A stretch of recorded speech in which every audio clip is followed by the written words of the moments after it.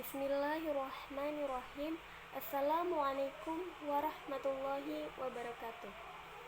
Puji syukur kehadirat Allah Subhanahu wa Ta'ala yang mana telah memberikan rahmat dan hidayahnya kepada kita semua, sehingga kita bisa melaksanakan mata kuliah usul tarbiyah pada pagi hari ini. Tak lupa pula sholawat serta salam selalu tercurah limpahkan kepada Nabi besar Nabi Muhammad Sallallahu Alaihi Wasallam yang mana telah membawa kita dari zaman kegelapan hingga zaman terang benderang seperti sekarang ini.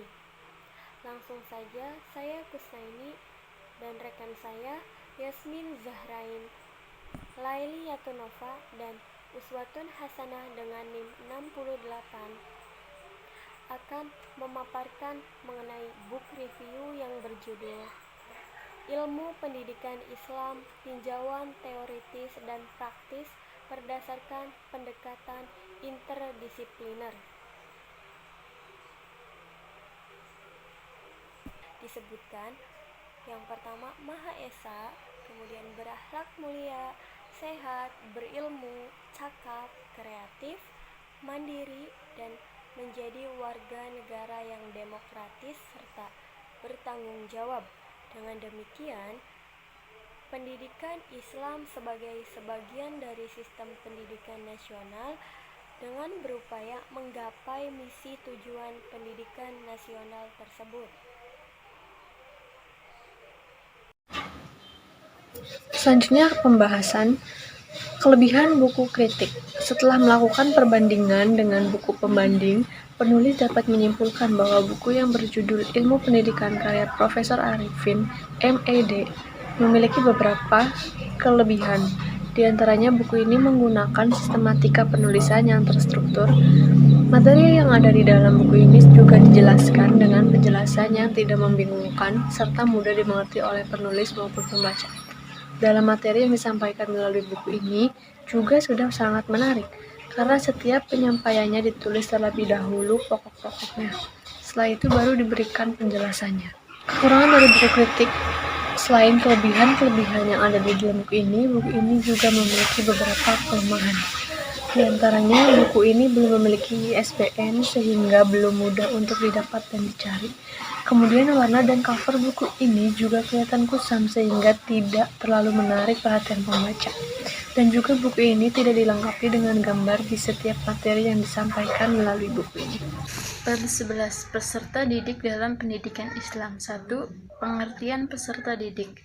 Menurut Abu Dinata, peserta didik adalah amanah Allah Subhanahu wa Ta'ala yang harus dipertanggungjawabkan dengan cara membina segenap potensinya, cita atau pikiran, rasa atau hati, dan kerasa atau fisik panca indera secara maksimal, sehingga ia menjadi manusia yang siap membangun kebudayaan dan peradaban.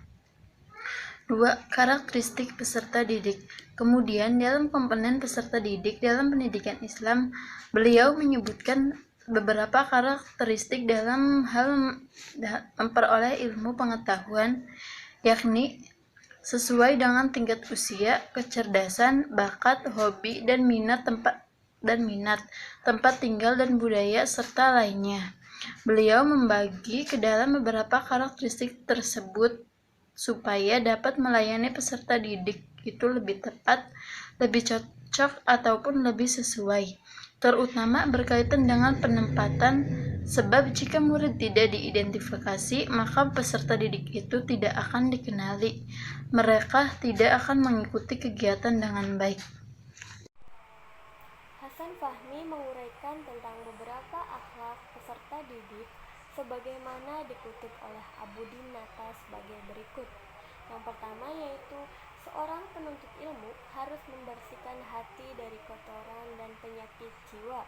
Yang kedua, seseorang penuntut ilmu harus mempunyai tujuan menuntut ilmu dalam rangka menghiasi jiwa dengan mendekatkan diri kepada Allah Subhanahu wa Ta'ala dengan semata-mata mengharapkan ridhonya. Yang ketiga yaitu seorang penuntut ilmu harus memahami secara komprehensif terhadap kondisi peserta didik. Oleh karenanya perlu memadukan antara materi pelajaran dengan metode yang akan menciptakan suasana belajar yang kondusif, efisien, dan berjalan dengan lancar.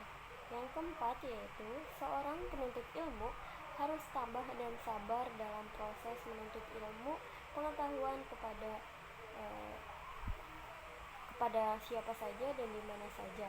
Yang kelima yaitu seorang penuntut ilmu harus menghormati guru dan berusaha meraih kerelaan dan keikhlasan guru.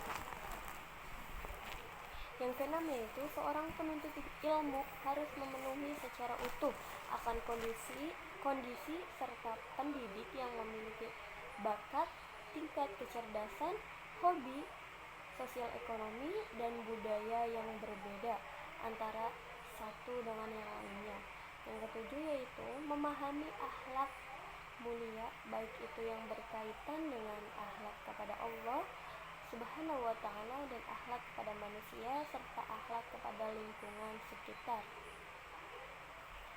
Kurang dan lebihnya mohon maaf. Wabillahi taufik wal hidayah. Wassalamualaikum warahmatullahi wabarakatuh.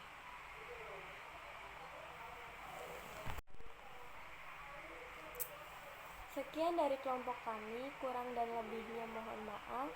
Wabillahi taufik wal hidayah. Wassalamualaikum warahmatullahi wabarakatuh.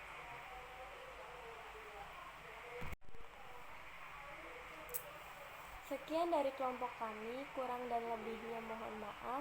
Wabillahi taufik wal hidayah. Wassalamualaikum warahmatullahi wabarakatuh.